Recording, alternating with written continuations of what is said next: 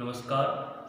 कल हमने उपसंयोजक यौगिकों में आईयूपीएसी नेमिंग कर ली थी।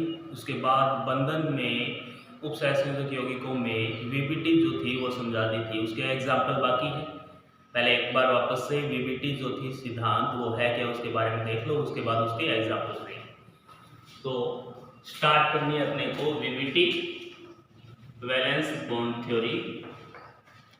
तो वीबीटी के अंदर सबसे पहले पहला पॉइंट है धातु जो है अपनी ऑक्सीकरण अवस्था के अनुसार इलेक्ट्रॉन त्याग कर धनायन बनाती है। सबसे पहले धातु जो है एक नंबर पॉइंट बताया था कि धातु धनायन बनाएगी, धनायन।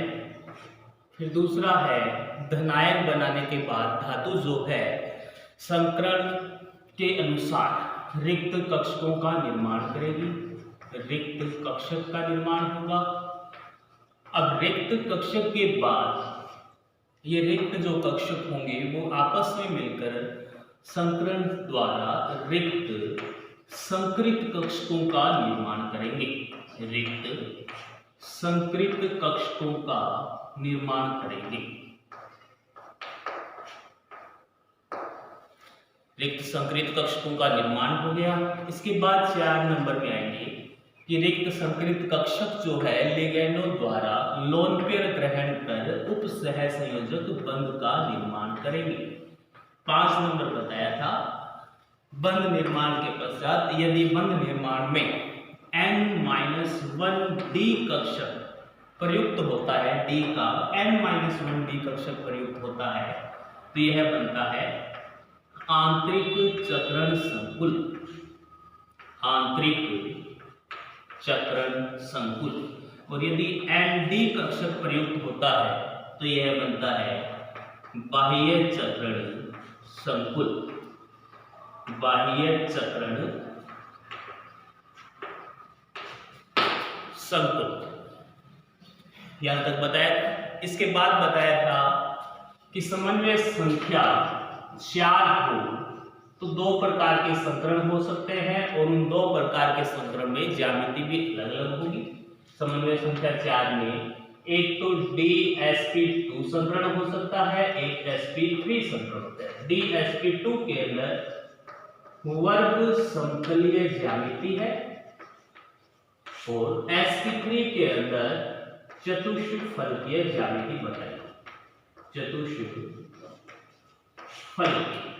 समन्वय संख्या 6 है तो उसमें भी 2 प्रकार के संकरण हो सकते हैं, एक D2sp3 और दूसरा sp3d।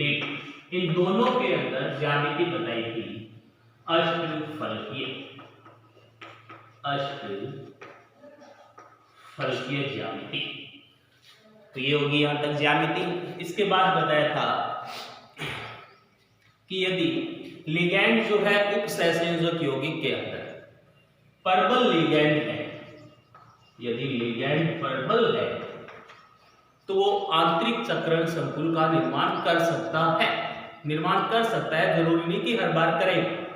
और यदि दुर्बल लिगैंड है, यदि लिगैंड दुर्बल है तो वो आंतरिक चक्रण संकुल का निर्माण नहीं कर सकता। यानी परबल लिगैंड जो है वो इलेक्ट्रॉनों का युग्मन करवा सकता है, जबकि दुर्बल लिगैंड इलेक्ट्रॉनों का युग्मन नहीं करवा सकता। यानी परबल लिगैंड रिक्त कक्षक का निर्माण करवा सकता है, जबकि दुर्बल लिगैंड रिक्त कक्षक का निर्माण नहीं करवा सकता। अब परबल लिगैंड जो नाइट्रोजन और कार्बन दाता परमाणु जिनमें होंगे वो परबल होंगे, ऑक्सीजन और सल्फर जिनमें दाता परमाणु होंगे वो दुर्बल लिगैंड होंगे। यहां तक किया था कल। इसके बाद है कि यदि किसी उपसहसंयोजक यौगिक में वीबीटी के अनुसार अयुग्मित इलेक्ट्रॉनों की संख्या, अयुग्मित इलेक्ट्रॉनों की संख्या जो है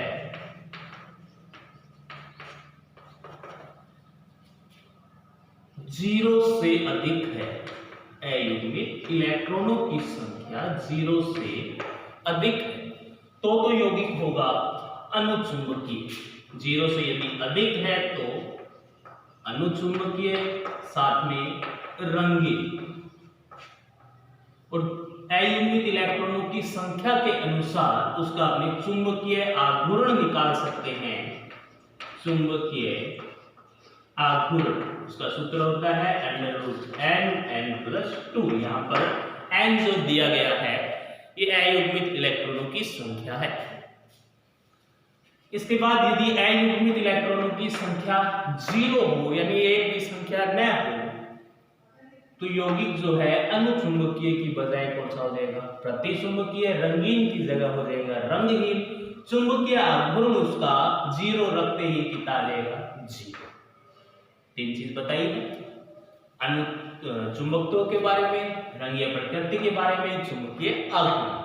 चौथा है, इनमें बताना होता है संकरण कौन सा होगा। संकरण इस विभेदी के अनुसार संकरण ही निर्धारित होगा। जो संकरण होगा उसके अनुसार हमने पहले यहां लिख चुके हैं कि ज्यामिति कौन सी होगी। जो उसका संकरण होगा उसके अनुसार उसकी ज्यामिति बतानी पड़ेगी। तो सबसे पहले पहला एग्जांपल देखते हैं अपने।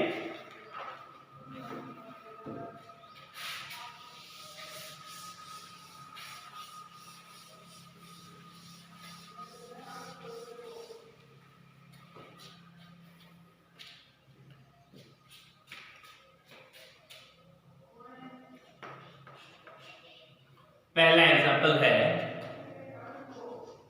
NiCN4 negative. एग्जांपल दिया है NiCN4 -2। तो सबसे पहले विभिटे के अंदर पहली लाइन बताई थी कि धातु अपनी ऑक्सीकरण अवस्था के अनुसार इलेक्ट्रॉन त्याग कर धनायन बनाती है।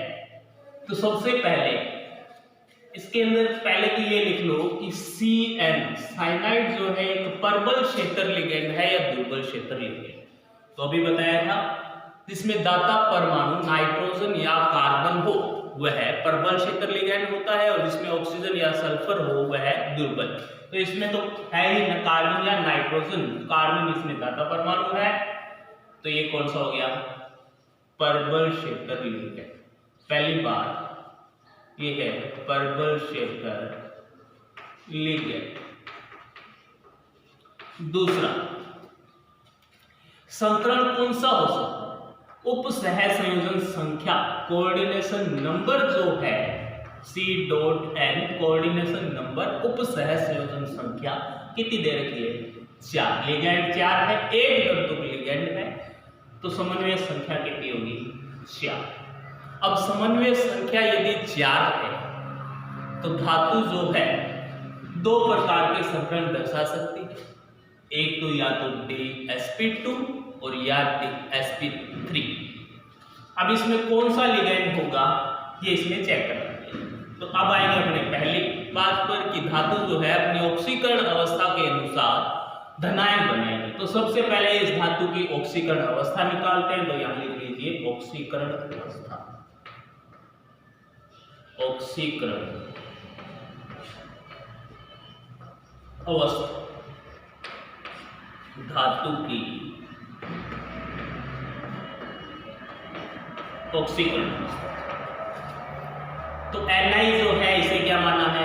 X प्लस Cn के ऊपर आवेश -1, संख्या इसकी है 4, इक्वल टू में ऊपर -2 तो लिख दिया -2। तो X -4 equal to -2, X equal to +2, यानी कि निकल जो है इसकी ऑक्सीकरण अवस्था +2, यानी कि इस यौगिक में Ni परमाणु जो है Ni+2 में पाया जाता है। तो सबसे पहले धनायन बनाना है इलेक्ट्रॉन त्याग कर। तो इसके लिए सबसे पहले तो अपने इलेक्ट्रॉन त्याग कर इनका इलेक्ट्रॉनिक विन्यास लिखेंगे। सबसे पहले निकल का इलेक्ट्रॉनिक विन्यास लिखते हैं। अकेले निकल का जब तक इसने इलेक्ट्रॉन त्यागे नहीं, निकल का परमाणु क्रमांक कितना है? 28। परमाणु क्रमांक इसका होता है 28। इलेक्ट्रॉनिक विन्यास लिखेंगे। इलेक्ट्रॉनिक विन्यास लिखने का तरीका बताया हुआ है पहले, यदि नहीं आता किसी को दोबारा एक बार देख लो। सबसे पहले एस कितनी बार लिखेंगे? 7 बार। 1 2 3 4 5 6 7। फिर आता है पी 6 बार। 1 2 3 4 5 6। इसके बाद आता है D D D D D. अब ये याद रखना है कि पहली लाइन जो है इसमें ऊपर से नीचे 7 बार एस लिखना है। फिर दूसरी लाइन में पहले ऊपर वाले एस को छोड़कर 6 बार पी। तीसरी लाइन में ऊपर वाले 2 छोड़ दो, तीसरी लाइन से और नीचे वाला 1 छोड़ना है, 4 बार डी लिखना है। चौथी लाइन में 2 बार लिखना है एफ। अब इनके आगे संख्या लगानी है, ऊपर से चलते जाओ। 1 2 3 4 5 6 7। ये 2 है तो ये भी 2 वाला है। 2 3 4 5 6 7। ये भी पहला 3D 4D 5D 6D। और F जो है पहला 4F दूसरा F5। इतने ही है अभी तक। तो सबसे पहले इलेक्ट्रॉनिक विन्यास कैसे लिखा जाएगा? अब याद ये रख लेना कि अधिकतम इलेक्ट्रॉन जो है S में अधिकतम इलेक्ट्रॉन 2 इलेक्ट्रॉन होते हैं। P में अधिकतम 6 इलेक्ट्रॉन भरे जा सकते हैं। D में अधिकतम 10 इलेक्ट्रॉन भरे जा सकते हैं और F में अधिकतम 14 इलेक्ट्रॉन भरे जा सकते हैं। ये इलेक्ट्रॉनों की संख्या बताई। कक्षक की संख्या है जितने इलेक्ट्रॉन अधिकतम भरे जा सकते हैं उनसे आधी कर दो। जैसे S 2 इलेक्ट्रॉन है तो आधा 1। S में कक्षक 1 होता है। P में कक्षक 3, D में 5 और F में 7। तो 7 × 2 14 इलेक्ट्रॉन। एक कक्षक में 2 इलेक्ट्रॉन आते हैं जो हमेशा विपरीत चक्रण के भरे हैं। तो सबसे पहले इलेक्ट्रॉनों को भरने का जो क्रम होता है, सबसे पहले कम ऊर्जा वाले सबसे पहले भरा जाएगा कम ऊर्जा में। फिर आगे जैसे जैसे ऊर्जा बढ़ती जाएगी उसके बाद उसमें भरा जाएगा जितने कक्षक दे रखे हैं। तो सबसे पहले 1s में ये स्टार्ट किया आपने 1s, ऊपर से नीचे आ गया। 1s में भर दिया इलेक्ट्रॉन। फिर वापस ऊपर से नीचे 2s में इलेक्ट्रॉन भर दिया। फिर 1s फिर 2s के बाद वापस ऊपर जाना है और वापस नीचे। अब एक लाइन ऐसे खींचोगे तो ये 2 के ऊपर से एक तो 2p को क्रॉस कर रही है और एक किसको कर रही है? 3s। तो सबसे पहले इलेक्ट्रॉन 1s में, फिर 2s में, फिर 2p में, फिर 3s। अब किस में आएगा? 3s के बाद 3p में, क्योंकि 3s है। इसके बाद वापस ऊपर जाने के बाद सीधा 3p में भर दिया। उसके बाद 4s में। अब वापस ऊपर जाओ 3d में भरोगे, 3d के बाद 4p में भरोगे, 4p के बाद 5s में। अब 5s के बाद वापस से 4d 5p 6s। यहाँ तक इलेक्ट्रॉन भरते गए। अब ये याद रख लेना कि s में 6s संख्या से कोई फर्क नहीं पड़ेगा। s है तो इसमें अधिकतम 2, p है तो अधिकतम 6, d है तो अधिकतम 10 और 6s के बाद इलेक्ट्रॉन किसमें आएगा? 4f में।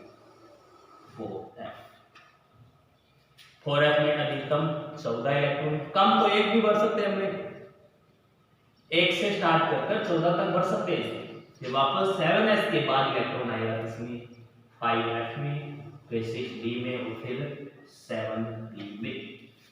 तो यहां से इलेक्ट्रॉन सबसे पहले 1s 2, 2s2 2, फिर 6, 3s2 3, फिर 6, 4s2 3d 10, 4p6, 5s2 4d 10, 5p6, 6s2 4f 14, 5d 10, 6p6, 7s2 5f 14, 6d 10, 7p6। तो इस प्रकार इनमें इलेक्ट्रॉन भरे जा सकते हैं। अब जैसे निकल परमाणु क्रमांक है इसका 28, तो 28 इलेक्ट्रॉन भरेंगे। सबसे पहले इलेक्ट्रॉन भरा जाएगा 1s में। ये लिख लिया आपने 1s। कितने इलेक्ट्रॉन भर सकते हैं अधिकतम? 2। तो इसमें भर दिए 2, क्योंकि आपको 28 इलेक्ट्रॉन बने हैं। परमाणु क्रमांक 28 का मतलब इसमें इलेक्ट्रॉन कितने हैं? 28। 1s के बाद 2s में इलेक्ट्रॉन भरोगे तो 2s, इसमें भी s है तो s में भी इलेक्ट्रॉन कितने आएंगे? वापस से 2। अब तक 4 इलेक्ट्रॉन भरे जाएंगे। 2s के बाद 2p, तो p में अधिकतम कितने आ सकते हैं? 6। 6 2 8 तो 10 इलेक्ट्रॉन अब तक आपने भर दिए। 1s2 2s2 2p 6। फिर वापस से आता है 3s। 3s में कितने भरोगे? 2।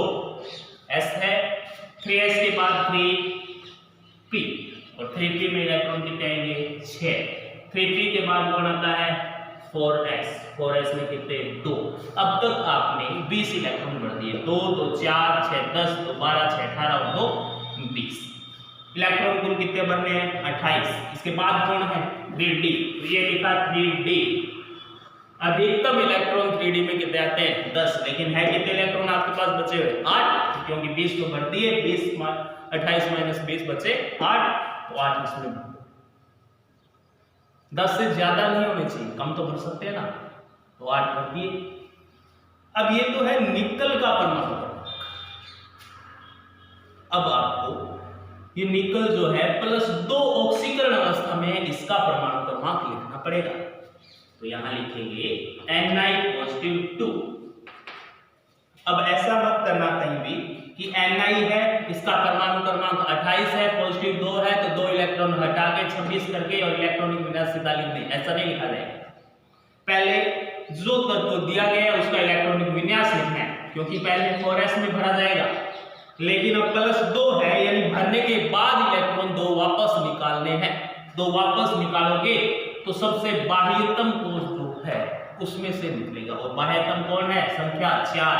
1 2 2 3 3 4 3। तो संख्या देखेंगे जो सबसे बड़ी है उसमें से इलेक्ट्रॉन सबसे पहले निकालेंगे। अब यहाँ पर 4s जो है सबसे बाहर आएगा। इलेक्ट्रॉन भरे तो पहले इसलिए गए थे क्योंकि इसमें ऊर्जा कम थी, लेकिन है तो बाहर ही, तो बाहर होगा तो इसमें से इलेक्ट्रॉन पहले निकाले जाएंगे। निकालने कितने हैं? +2 का मतलब इलेक्ट्रॉन 2 निकालने हैं। तो इसका इलेक्ट्रॉनिक विन्यास लिखेंगे तो ये हो जाएगा 1s2 2s2 2p6 3s2 3p6 3d8 4s। ये 4s जो था संख्या कितनी होगी इसमें? 0।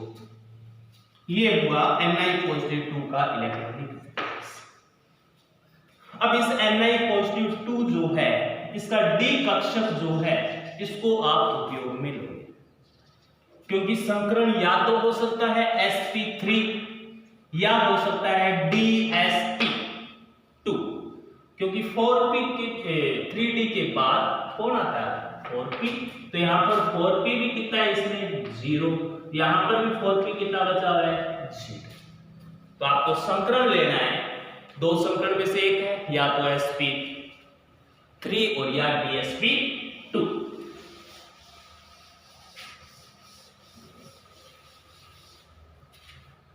तो सबसे पहले Ni+2 जो है इसका कक्षक बनाकर इलेक्ट्रॉन भरते हैं। कक्षक लेंगे अपने, सबसे पहले बाह्यतम लेंगे 3d। तो सबसे पहले है 3d 8 4s 0 4p 0, यही तो लेंगे। अब इसमें d कक्षक जो है, एक में d में कोश में कितने कक्षक होते हैं? 5। 1 2 3 4 और ये हो गया एक 5, हो गया 5। तो ये तो है 3d8, 5 कक्षक बना लिए d के। अब s जो है आगे, s में कितने होते हैं? हमेशा 1, तो ये बना दिया s का 1 और संख्या कितनी है उसमें? 4s 0। उसके बाद p बनाना है और p में 1 में कितने होते हैं? 3। 1 2 3 और 4p कितना हो गया? 0 हो गया। 4p 0।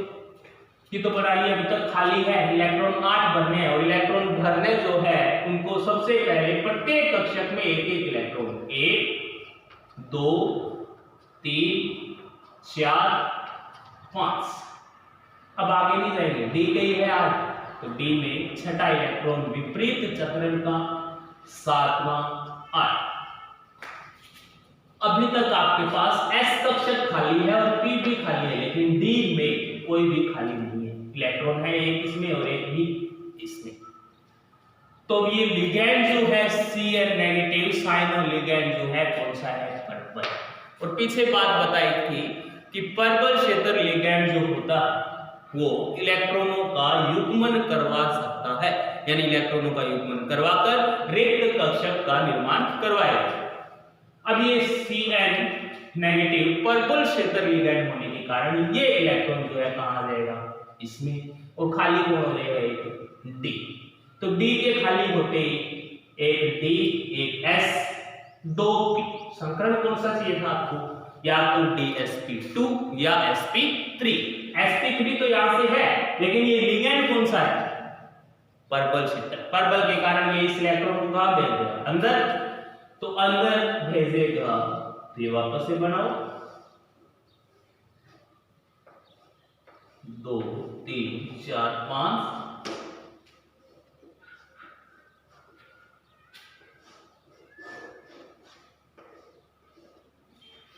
ये तो है 3d8, ये है 4s0, ये है 4p0। अब यहाँ पर 8 इलेक्ट्रॉन, ये तो सेम के सेम, लेकिन ये इलेक्ट्रॉन कहां जाएगा, यहाँ और विपरीत चक्रण का 2 4 6 8। ये आपके पास एक डी खाली होगा, तो संकरण यहां से स्टार्ट होगा। ये है डी एक कक्षक, ये दूसरा एस, और 2 क्या ले लेंगे यहां से, पी।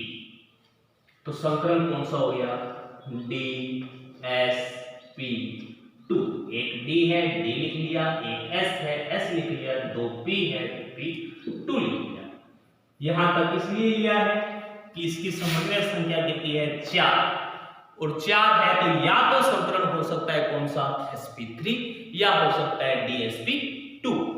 अब dsp2 संकरण है, और dsp2 संकरण में ज्यामिति कौन सी होती है, वर्ग समतलीय। तो ये जो संकुल दिया गया है इसकी ज्यामिति कौन सी बनानी है, वर्ग समतलीय ज्यामिति बनानी है इसकी आपको, वर्ग समतलीय। तो यहां पर लिख देंगे NiCl का होल 4 नेगेटिव 2। ये लिगैंड की उपस्थिति में क्या हुआ, जब लिगैंड आएगा तब ये अंदर आएगा। इससे पहले यहां तक तो धातु है, अकेली धातु का है, लेकिन यहां जैसे ही लिगैंड साथ आया धातु के, तो ये क्या हो गया, इसमें युग्म। अब इसके बाद नीचे लिखेंगे, पहले ज्यामिति कौन सी होगी इसकी, ज्यामिति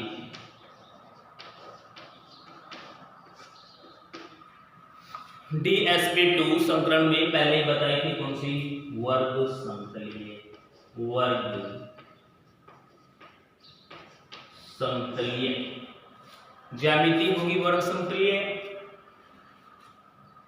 अयुग्मित इलेक्ट्रॉनों की संख्या, अयुग्मित इलेक्ट्रॉन कितने हैं, यहां देखने पड़ेंगे। अब इसके अंदर लिगैंड की उपस्थिति में धातु जो है, यानी संकुल जो है, उसके अंदर इलेक्ट्रॉन अयुग्मित, यानी एक कक्षक में, यानी एक डिब्बे में एक इलेक्ट्रॉन लेती है, तो वो कौन सा है, अयुग्मित।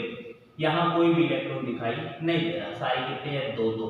तो 2 इकट्ठे हैं, तो वो कौन से है, लोन पेयर के रूप में। यदि एक है तो अयुग्मित, इसमें है नहीं तो अयुग्मित इलेक्ट्रॉन हो गए 0।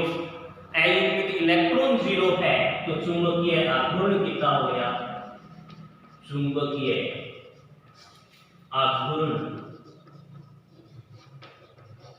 बराबर कितना हो गया, 0।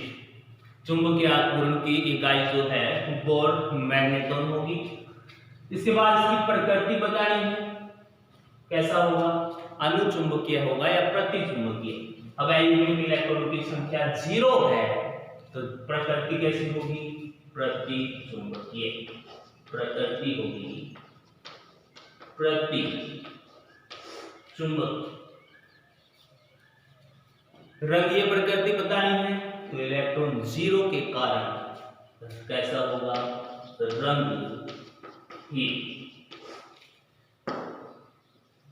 रंगहीन हो गया।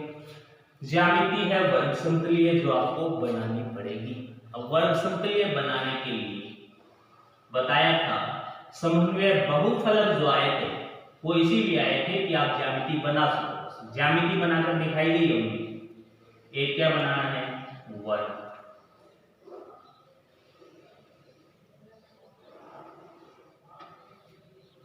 केंद्र में है निकल, ये आ गया निकल। चार जोड़ने हैं क्या? लिगेंड।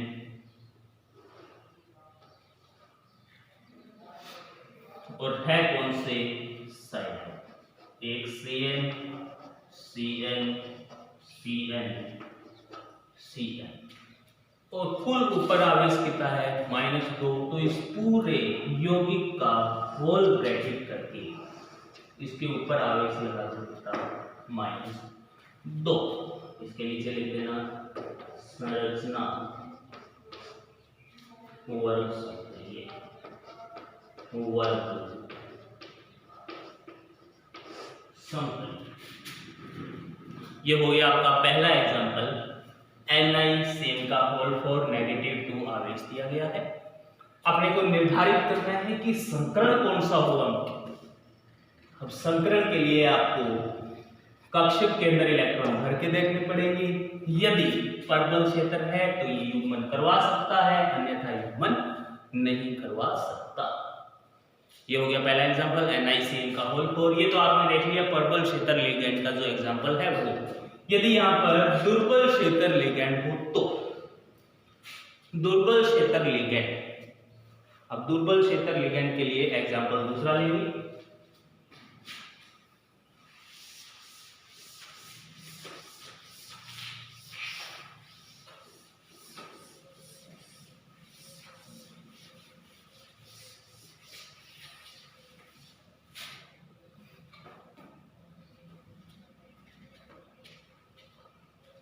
दुर्बल क्षेत्र के लिए एग्जाम्पल है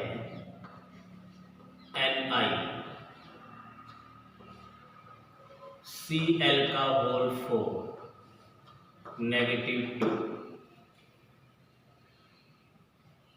अभी तक एग्जाम्पल था NiCN होल 4। अब है Cl। एक फर्क है, N की जगह अलग है। पहले था साइनो, अब है क्लोरो। साइनो एक परबल क्षेत्र था, क्लोरो एक दुर्बल क्षेत्र लिगैंड है। तो सबसे पहले जैसे पहले लिखा था सेम वही लिख लो कि लिगैंड कैसा है?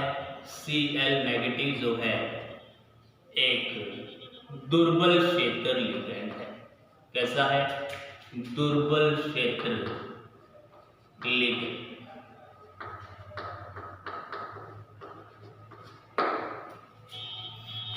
दुर्बल क्षेत्र लिगैंड हो गया। इसके बाद ऑक्सीकरण अवस्था निकालते हैं। तो ऑक्सीकरण अवस्था धातु की ऑक्सीडेशन स्टेट। यहां पहले समन्वय संख्या इसकी कितनी है? 4। ये भी एक धातु लिगैंड है तो समन्वय संख्या होगी 4। वापस से समन्वय संख्या 4 है तो संकरण या तो sp3 और या dsp2 इन दोनों में से बना सकता है। तो सेम वही ऑक्सीडेशन स्टेट इसकी निकालनी है। तो ऑक्सीडेशन स्टेट में फर्क पड़ेगा क्या? नहीं, क्योंकि Cn भी जो है -1 दर्शाता है और Cl भी क्या दर्शाता है? -1। तो x प्लस -1 × 4 = 2, x = कितना रहेगा? +2। यानी कि निकल जो है वो इस धातु में कौन सी ऑक्सीकरण अवस्था में है? -2। तो सबसे पहले यहाँ इलेक्ट्रॉनिक विन्यास लिखोगे निकल का। अभी बताया था सेम होगा इलेक्ट्रॉनिक विन्यास 1s2 2s2 2p6 3s2 3p6 4s2 3d। 28 इसका परमाणु क्रमांक है। तो D के अंदर इलेक्ट्रॉन जितने यहाँ पर पीछे लिखे गए हैं 28 है तो 8 इसमें इलेक्ट्रॉन इसके बाद Ni+2 का लगाना है आपको, तो सेम वापस वही 1s2 2s2 2p6 3s2 3p6 4s में से आपको इलेक्ट्रॉन निकालने हैं, तो 3d तो रह गया 8, 4s हो गया 0, यहाँ पर भी 4p 0 और यहाँ पर भी 4p क्या है 0। अब इस 4p के बाद आगे कौन आता है 3d, जिसमें भी कितने इलेक्ट्रॉन है 0, दोनों में 0 0 है। इसके बाद इलेक्ट्रॉनिक विन्यास लिख लिया। इलेक्ट्रॉनिक विन्यास लिखने के बाद कक्षक के अंदर इलेक्ट्रॉन भरे जाएंगे। इलेक्ट्रॉन भरोगे आप डी से, ये रहा आपके पास डी। अब संकरण बताया है, या तो हो सकता है कौन सा sp3 और या कौन सा हो सकता है dsp2, होगा कौन सा वो बात की बात, यही निर्धारण करना है इस वीबीटी के द्वारा। तो आप इलेक्ट्रॉन भरेंगे, यहां पर आपके पास है Ni+2। अब Ni+2 के अंदर सबसे पहले एक तो बनाओगे 3d8 8 4s 0, एक लेंगे 3d 4s 4p 0। 3d की आवश्यकता है क्योंकि या तो इलेक्ट्रॉन संकरण होगा dsp2 या sp3, तीन इसमें होते हैं, तो आगे वाले की जरूरत है नहीं, तो यहां से भी बिठा देते हैं, आगे वाले डी की जरूरत है। तब इसमें इलेक्ट्रॉन भरेंगे तो सेम वही डी जो है इसमें एक में 5 कक्षक होते हैं, 2 3 4 5। एस जो है इसमें एक कक्षक होता है और पी में कक्षक होते हैं 3, 3d8 4s 0 4p 0, 3 कक्षक होता है। तो पहले एक भरेंगे 1 2 3 4 5, छठा विपरीत चक्रण का, सातवां भी विपरीत, आठवां भी विपरीत, 8 इलेक्ट्रॉन होंगे। इसके बाद यदि अब बनाएंगे NiCl का होल 4 -2, इसका आरेख देखेंगे, इसमें भर लो 2 3 4 5 और S, ये हो गया आपका P।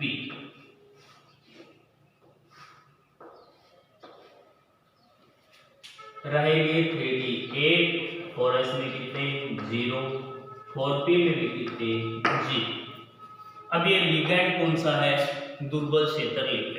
अब दुर्बल क्षेत्र लिगैंड है तो ये इस इलेक्ट्रॉन का युग्मन नहीं करवा पाएगा, तो ये कैसा रहेगा सेम, कोई भी इसमें फर्क नहीं है, कोई भी फर्क नहीं आएगा। तो ये खाली कक्षक जो है डी खाली नहीं हो पाएगा, इसलिए इसमें एक तो S यूज आएगा और 3 कौन से यूज आएंगे P, 1 2 3 और एक S, तो संकरण हो गया sp3।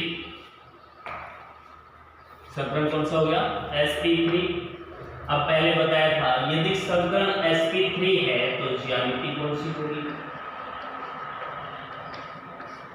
यदि संकरण sp3 है तो ज्यामिति होगी चतुष्फलकीय। कौन सी होगी चतुष्फलकीय। इसके बाद अयुग्मित इलेक्ट्रॉन देखने हैं, एक ये रहा दूसरा ये, यानी कि एक डिब्बे में एक इलेक्ट्रॉन, तो कुल कितने हैं 2 अयुग्मित इलेक्ट्रॉन बराबर 2। अयुग्मित इलेक्ट्रॉनों की संख्या 2 है तो चुंबकीय आघूर्ण निकालना पड़ेगा। चुंबकीय आघूर्ण जो है, चुंबकीय आघूर्ण, उसके लिए सूत्र है √n+2 और n है यहाँ पर अयुग्मित इलेक्ट्रॉनों की संख्या, तो इसमें n का मान जो है 2 रखो, 2+2, तो यहाँ पर मान आएगा आपके पास 2.828 2.828। ये चुंबकीय आघूर्ण के मान सीधे बता देता हूं। यदि अयुग्मित इलेक्ट्रॉन यानी n का मान 1 है तो चुंबकीय आघूर्ण 1.732 याद रख लेना सीधे। अयुग्मित इलेक्ट्रॉनों की संख्या 2 है, इस कैलकुलेशन नहीं करने पड़ेगी, सीधे मान याद रखने। तो 2.82 यदि 3 है तो 3.872 4 है या 4 है तो 4.898 5 है तो 5.91 ये इनके चुंबकीय आघूर्ण के मान आएंगे। यदि इलेक्ट्रॉनों की संख्या अयुग्मित इलेक्ट्रॉन किसी में 1 या 2 या 3 या 4 या 5 अधिकतम 5 हो सकती है, क्योंकि डी जो है कक्षक कितने 5, तो एक भी आगे यदि इलेक्ट्रॉन ज्यादा आए तो अयुग्मित इलेक्ट्रॉन की संख्या वापस क्या हो जाएगी, घटनी होगा। तो अधिकतम 5 है तो ये मान याद रखने सीधे या निकाल। और इसकी इकाई जो है चुंबकीय आघूर्ण की वो क्या होती है, वो मैग्नेटो BF।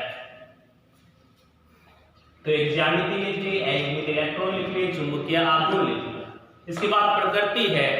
प्रकृति के बारे में चुंबकीय प्रकृति, अयुग्मित इलेक्ट्रॉन यदि हो उपस्थित हो तो चुंबकीय प्रकृति कैसी होती है, अनुचुंबकीय।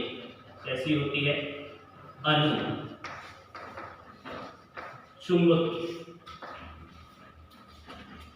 रंगीय प्रकृति के बारे में बताएंगे तो कैसा होगा, अयुग्मित इलेक्ट्रॉन उपस्थित है तो कैसा होगा, रंगीन। रंगीन तो पहले वाला था, अब है रंगीन। इसके बाद ज्यामिति बनाने वाले रहेंगे, तो ज्यामिति चतुष्फलकीय समन्वय बहुफलक में ज्यामिति बनाकर बताई थी। तो सबसे पहले धातु है निकल, ये बना ली धातु निकल केंद्र में, एक लगाना है ऊपर, नीचे नीचे नीचे। कौन से लिगेंड हैं, Cl Cl Cl और होल ब्रैकेट के कारण मैं आपको -2। अब इनको आपस में जोड़ो तो जोड़ दो, ये आपकी ज्यामिति बन गई।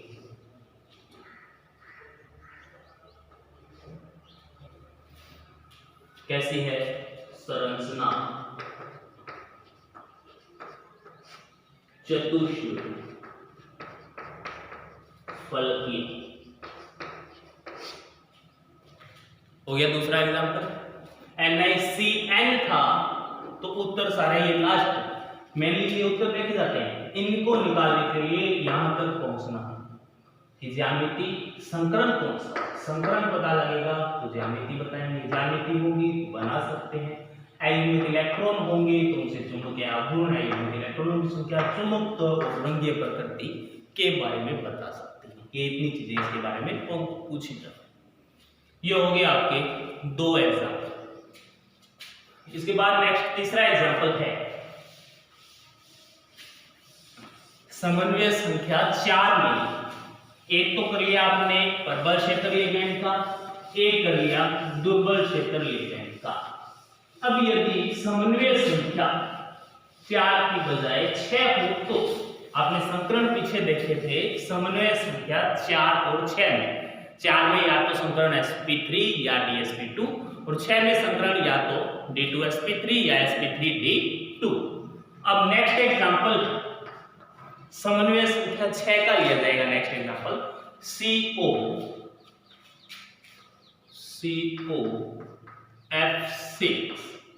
-3, COF6 -3। तो सेम उसी तरीके से करना है। सबसे पहले क्या लिखा जाएगा कि F जो है फ्लोरीन, ये कैसा प्रबल क्षेत्र लिगेंड है या दुर्बल क्षेत्र लिगेंड। तो सारों को पता है F नेगेटिव आवेश है और एक हैलोजन है। हैलोजन जो है एक दुर्बल क्षेत्र लिगेंड, ऐसा दुर्बल क्षेत्र लिगेंड। इसके बाद इसकी समन्वय संख्या लिखनी है। समन्वय संख्या F के नीचे संख्या लिखी हुई है 6 और फ्लोरीन इसके अंदर क्या है, फ्लोरो इसमें लिगेंड, और एक दंतुक है तो 6 × 1 = 6, तो समन्वय संख्या कितनी आ रही है, 6। अब समन्वय संख्या 6 के लिए या तो संकरण बताया गया है कौन सा, sp3d2, और या बताया गया है कौन सा, d2sp3। वैसे तो ये निर्धारित हो जाता है यही से कि लिगेंड यदि दुर्बल क्षेत्र है तो दुर्बल क्षेत्र वाला तो d2sp3 बना ही नहीं सकता आंतरिक चक्रण संकुल। प्रबल क्षेत्र दुर्बल क्षेत्र वाला हमेशा क्या बना सकता है, sp3d2। लेकिन यदि धातु जो है आपके पास वो स्कैंडियम हो, टाइटेनियम हो, वैनेडियम, इन 3 धातु में से कोई आ जाए तो संकरण d2sp3 दुर्बल क्षेत्र लिगेंड की उपस्थिति में भी संपन्न हो सकता है। तो इसमें एग्जांपल में कोबाल्ट है, कोबाल्ट का परमाणु क्रमांक कितना होता है, सबसे पहले यहाँ पर ऑक्सीकरण अवस्था निकालेंगे। ऑक्सीकरण अवस्था, ऑक्सीडेशन स्टेट कितनी है, कोबाल्ट को मान लिया x प्लस F-1 संख्या 6 = -3, x = प्लस कितनी आ गई, 3 होगी x की मान +3। इसके बाद कोबाल्ट जो है किसमें रूपांतरित है, CO+3, यानी इसकी ऑक्सीकरण अवस्था +3, इलेक्ट्रॉन जो है आपको 3 निकालने पड़ेंगे। 3 इलेक्ट्रॉन निकालने के लिए सबसे पहले आपको कोबाल्ट जो है मुख्य, इसका इलेक्ट्रॉनिक विन्यास लिखना पड़ेगा, और इसका इलेक्ट्रॉनिक विन्यास लिखने के लिए सबसे पहले इसका परमाणु क्रमांक, तो परमाणु क्रमांक कितना है कोबाल्ट का, 27 पर कोबाल्ट, 28 पर निकल, 29 पर कॉपर और 30 पर जिंक।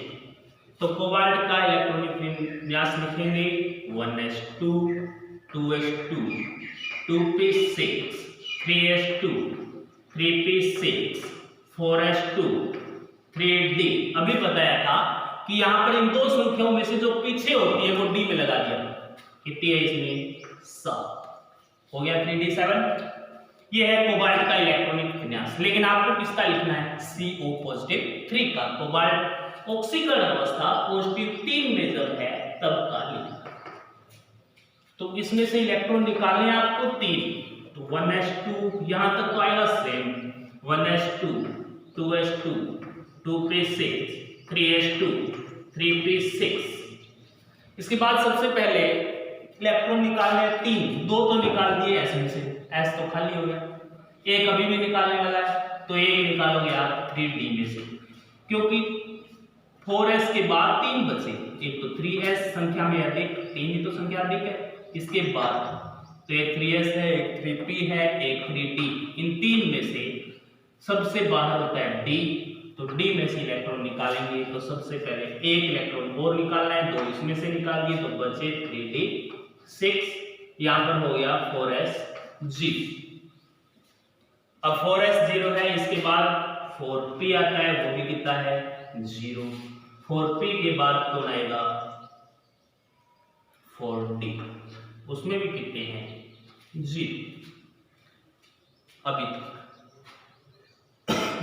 इसके बाद कक्षक में इलेक्ट्रॉन लिखेंगे तो CO+3 में इलेक्ट्रॉन भरते समय सबसे पहले एक तो है आपके पास 3d6, एक है 4s0 और एक है 4p0, एक है 4d, ये बात। तो 3d6 d बनाएंगे वापस से, एक d में कितने होते हैं 5 कक्षक, यानी 5 डिब्बे है एक में, 1 2 3 4 5, इसमें है 1, p में होते हैं 3 कक्षक, तो होते हैं सही। अब इलेक्ट्रॉन भरने हैं d में 6, 3d में 6, 1 2 3 4 5 और ये रहा 4s में कितने हैं 0, 4p में कितने हैं 0। या तो संकरण हो सकता है sp3d2 या हो सकता है d2sp3। यदि D2 करना है तो आंतरिक अंदर वालों में से लेना है, लेकिन आपके पास लिगैंड जो है कैसा है, दुर्बल क्षेत्र, तो इलेक्ट्रॉनों का युग्मन करवा नहीं सकता, इलेक्ट्रॉनों का युग्मन करवा नहीं सकता तो बाहर से लेना पड़ेगा, और बाहर कौन है इसके पास, सिर्फ S। तो S से स्टार्ट करोगे तो सबसे पहले sp3, अभी तक तो 4 तक सका है, 2 और लेना है तो आपको D लेना पड़ेगा, 4D कितना है G, तो यहाँ पर D भी बना लो, 1 2 3 4 5, ये आ गया 4D 0। अब यहाँ पर अभी तक तो CO पॉजिटिव 3 था, अब आपके पास है CO F6 whole bracket negative 3, इसके अंदर इलेक्ट्रॉन जो है एक तो 5 कक्षक बनाए जाएंगे, 2 3 4 5, इसमें इलेक्ट्रॉन सेम वही रहेंगे क्योंकि एक F नेगेटिव जो है दुर्बल क्षेत्र लिगैंड है, सेम लिखेंगे 1 2 3 4 5 6, S जो है खाली है और S 0 में है, ये 3D6 है, 4P जो है इसमें भी इलेक्ट्रॉन कितने हैं 0, आगे 4D जो है इसमें भी इलेक्ट्रॉन कितने हैं 0, 4D 0। तो आपको चाहिए sp3d2, ये रहा एक खाली S, खाली कक्षक लेने, एक S हो गया, 3 P हो गई और 2 D, तो S 3 P तो P3, 2 D है तो D2, तो यहाँ से आपके पास संकरण आ गया sp3d2। संकरण sp3d2 है तो ज्यामिति जो है वो कौन सी होगी, अष्टफलकी ज्यामिति होगी, अष्टफलकी। अयुग्मित इलेक्ट्रॉनों की संख्या कितनी है, अयुग्मित इलेक्ट्रॉन बराबर संख्या दे रखी है 1 2 3 4, अयुग्मित इलेक्ट्रॉनों की संख्या है 4, तो चुंबकीय आघूर्ण निकालना पड़ेगा, चुंबकीय आघूर्ण जो है उसका मान कितना बताया 4.898, 4 या सीधा सूत्र में मान रख लो 4 4 + 2, मान आएगा 4.898 वोल्ट मैग्नीट्यूड। अब इसके बाद अयुग्मित इलेक्ट्रॉनों की संख्या है उपस्थित, तो प्रकृति होगी अनुचुंबकीय, अनुचुंबकीय, रंगीय प्रकृति के बारे में कहेंगे तो रंगीन, अनुचुंबकीय है, रंगीन है। अब ज्यामिति बनानी है लास्ट, ज्यामिति कौन सी है, अष्टफलकीय है, और अष्टफलकीय कैसे बनाते हैं, एक वर्ग है,